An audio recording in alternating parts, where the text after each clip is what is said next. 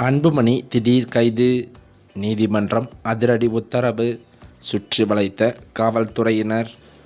பாட்டாளி மக்கள் கட்சியின் நிறுவனர் அனுமதி இல்லாமல் கொடி நிர்வாகிகள் சந்திப்பு பயணம் மேற்கொள்வதை தடுத்து நிறுத்த வேண்டும் என ராமதாஸ் மனு அளித்திருந்த நிலையில் காவல்துறை அதற்கு தடை விதித்து நடவடிக்கையும் எடுத்துள்ளதாம்.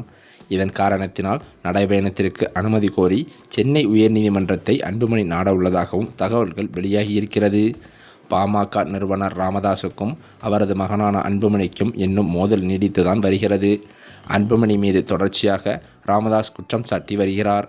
மேலும் நானே கட்சிக்கு தலைவர், நிறுவனர் என ராமதாஸ் கூறி வரும்போது அதோடு மட்டுமல்லாமல் அன்புமணி தனது பெயரை பயன்படுத்தக்கூடாது எனவும் ராமதாஸ் கூறியிருக்கிறார். இதற்கிடையில் உரிமை மீட்க, தலைமையுறை காக்க என அன்புமணியின் 100 நாள் நடைபயணத்திற்கு தடை விதிக்க கோரி டிஜிபியிடம் ராமதாஸ் மனு ஒன்றை அளித்திருக்கிறாராம். இந்த நடைபயணத்தால் வட மாவட்டங்களில் சட்டம் ஒழுங்கு பிரச்சனை ஏற்படக்கூடும் எனவும் மனுவில் குறிப்பிட்டிருந்தார்.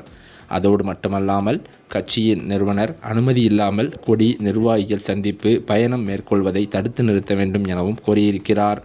இந்த உட்கட்சி பூசல் பூதாகரமாக வெடிக்கும் அளவில் ஈர்க்கப்படுகிறது. மேலும் பாமகவிலிருந்து 3 எம்எல்ஏக்களும் சஸ்பெண்டாக இருக்க ராமதாஸ் எடுத்த முடிவு பேரதிர்ச்சியை ஏற்படுத்தியுள்ளது. இந்த சூழ்நிலையில் அன்புமணியின் 100 நாட்களுக்கு நடைபயணத்திற்கு டிஜிபி தடை விதித்திருக்கிறார்.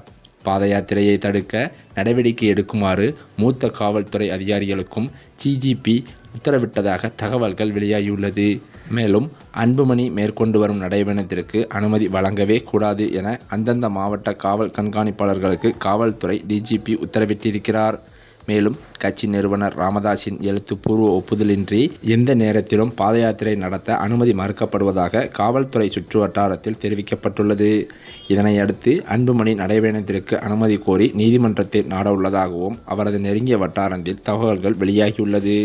இப்படி இருக்கும் சூழ்நிலையில் அன்புமணியின் நடைபயணத்திற்கு உரிய அனுமதி வாங்காமல் பாமக நிர்வாகிகள் தானே முடிவெடுத்து இந்த நடைபயணத்தை மேற்கொண்டதால் டிஜிபி மூலமாக அதிகாரப்பூர்வ தடை விதிக்கப்பட்டதாகவே தகவல்கள் வெளிவந்துள்ளது. மேலும் அது மட்டுமில்லாமல் ராமதாஸ் அவர்களும் தனது கட்சியின் கொடி சின்னத்தை தனது அனுமதியின்றி இவர்கள் பயன்படுத்துகிறார்கள் என்று புகாரும் அளித்துள்ளதால் இந்த புகாரின் அடிப்படையிலும் அந்த அன்புமணியின் நடைபயணமானது தடை செய்யப்பட்டுள்ளது. இதையும் மீறி இவர்கள் செயல்படும் விதத்தில் அன்புமணி அவர்கள் கண்டிப்பான முறையில் கைதாக கூட வாய்ப்பு இருக்கிறது என்று சற்று முன் அரசியல் வட்டாரத்தில் தகவல்களும் வெளிவந்து கொண்டிருக்கிறது. இதனால் அன்புமணியின் ஆதரவாளர்கள் கடும் பதட்டத்தில் இருந்து வருவதாகவும் பாமகவில் கடும் குழப்பம் இருந்து வருவதாகவுமே சொல்லப்படுகிறது.